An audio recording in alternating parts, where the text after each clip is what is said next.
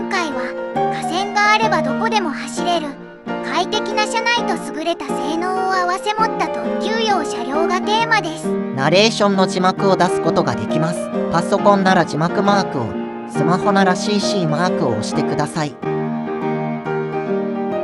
1958年、東京・関西を結ぶ初めての電車特急こだま号が登場しました。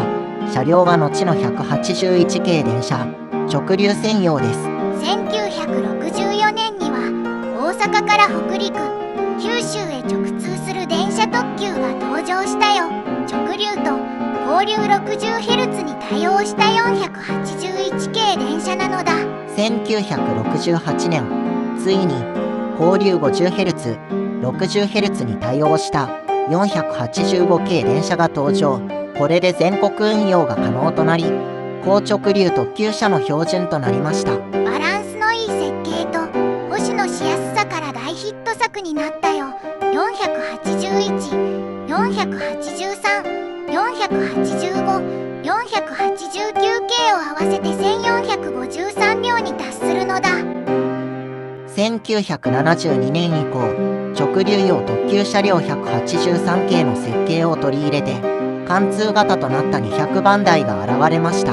屋根上の空調装置もキノコ型から分散式、モハ484型は集中式に変わりました。485系200番台で運行される特急塩地号だよ。全区間直流電化の路線を走るけれど高直流用電車が使われているのだ。1974年には関地向けの1500番台が登場しました。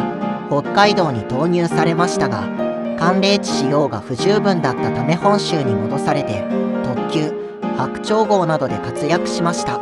福知山線電化開業では全国から485系をかき集めて単編成化して充当されたよ。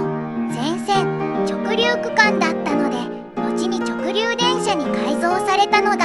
時は移り、高直流用特急車両も世代交代しました。これは JR 東日本が投入した E657 系です。 JR 西日本の681系だよ。2024年に特急サンダーバードが敦賀止まりになって高直流用電車だけど全区間直流区間を走っているのだ。